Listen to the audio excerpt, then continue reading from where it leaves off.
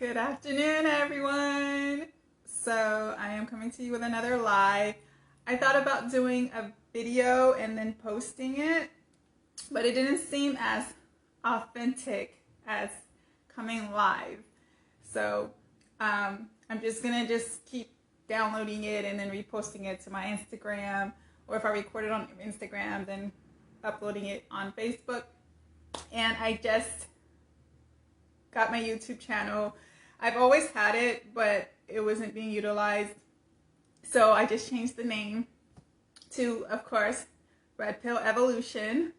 I have a group here on Facebook, and I am going to be using the YouTube channel to create content that's relevant for the message that I want to share with the world, and the opportunities to connect with people all over the world.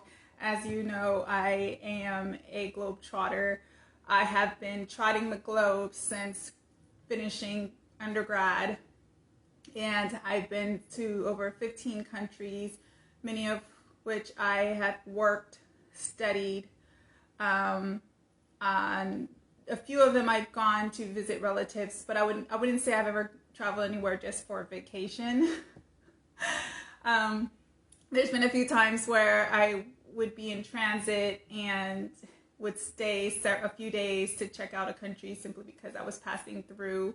And I guess if you want to count that as a vacation, feel free, but I'm very much off the beaten track. I don't check into hotels and do the spa thing. No, I go native any chance I get. I always meet people who want to be my friend while I'm traveling, and they just take me on as their travel buddy for the time that I'm there. Excuse me. So I'm sure I'll be sharing future adventures on that channel, and some stories of past experiences of like traveling in Ireland or the Netherlands or Vietnam, where I lived for a while. I've lived in France and I've lived in Vietnam, and I was born in Liberia, so I've lived there, and I have family. Shout out to my family in Freetown, Sierra Leone. I love you guys, and I am looking forward to seeing you all hopefully soon. We'll see. So anyway, you don't hear an African accent because I grew up in Sacramento, California. Shout out to my folks in Sacramento.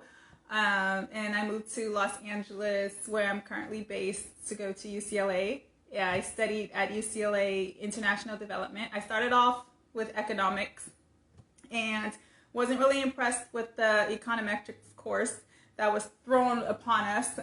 The professor didn't really build a solid foundation to get us going, and I was just like, what is this? I'm out. So I switched over to international development, which is fine because I come from a developing country, and since I was a very young girl, have always wanted to do development work, and I always gravitated to places that are in need of development. I did my graduate work, my first program at UCLA in African Studies, and then when Katrina hit in 2005, a few years later, I was working in France and took a vacation to Italy, and it was so easy getting from the south of France, Toulouse, where I was living, to Milan. It was so easy. And then once I got to Milan, my friend and I were able to we went to Rome, L'Aquila, Verona. Oh gosh, there were so many places. We just got on the train. Sometimes there might be a bus connection or something, but it was so easy. So when I returned back to Los Angeles and I'm in my car and I'm like in traffic or something with signage was off and I had to turn her back around, I was like, what is this craziness? Why was it so much easier to travel from internationally in Europe than it is to get from Santa Monica, California to downtown LA? So, you know, being a naturally curious person, I just started to, I don't know, something just, the universe answers your call, right? Anytime you have a question, it will bring you an answer. So I came across this discipline called city planning, urban planning. The whole time I was at UCLA, never crossed my path. It was not at all in the scope of my reality. And I was like, wow, so this is what Europe's been doing. And of course, the European countries, especially the Western ones, got a huge head start, to be fair, on the United States, which by the time, the Western expansion, Manifest Destiny, all that things happened in the US, there was the invention of the car. And so the US proceeded to develop with a very car-heavy focus and big streets, single-family houses, things that just took up a lot of space. And whereas in Europe, they started with these horse and buggy communities, very small streets, small towns. So therefore, when the car came in, they had to keep the cars pretty small too. So anyway, I came across city planning, and I was like, I want to do this. So I was actually on my way to joining the Peace Corps when I made this sojourn to France, and decided to make a left-hand turn. And I was like, okay, I don't need to do this Peace Corps thing. 2 years, no income, volunteering my time. I'd already done a lot of volunteer work in Louisiana. So I just went to the chair of the department in the planning department at the University of New Orleans and asked them about the scholarship opportunities, and did I have to do 2 years of Peace Corps work to qualify for a scholarship. And she was like, no, if your transcripts are good and you meet all of the requirements, you can still get the scholarship. And so I got the scholarship and ended up moving to New Orleans and loved it there. Beautiful city, great people. I really enjoyed my time looking at what it takes to develop resilient cities. As you know, New Orleans is very vulnerable to the ever-increasing encroachment of the ocean. It's a sinking city. It's considered a sinking city, much like Amsterdam. And so there's a strong relationship between Amsterdam and New Orleans when it comes to what are they doing in the Netherlands to keep afloat, literally, that can be implemented in Louisiana and other parts of the Gulf region there too. So so that's just a little background, my academic background.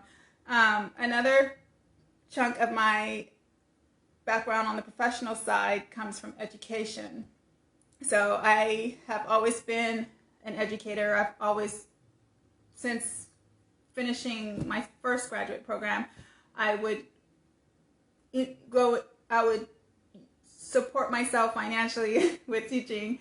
And so it was a great way to make money. Is a great way to make money. And I was a substitute teacher for a very long time. I pursued a credential at Cal State Dominguez Hills to be credentialed in special education. And so I have a strong background in education. I started off actually as a math teacher at the high school level. And then I became a middle school focus because apparently middle school kids are a challenge for a lot of people. Teachers can attest to this, and the parents of these kids can attest to it.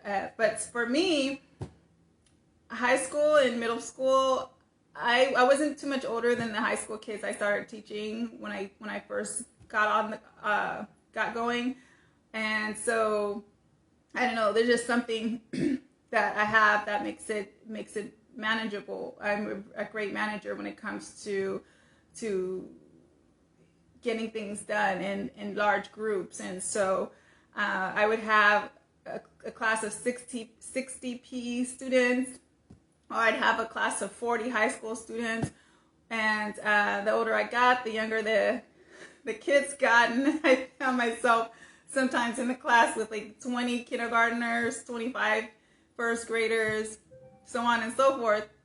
So I really became astute at getting into the minds of these kids, not just academically, but psychologically, intuitively, And I found myself helping parents and the teachers and the administrators on how to get these kids in line, how to motivate them, encourage them to learn, to cooperate, to work with each other, respecting teachers. As I said, I come from a West African country, and I'm an African woman, and so to me, it's very natural to expect kids to be kids and to respect adults.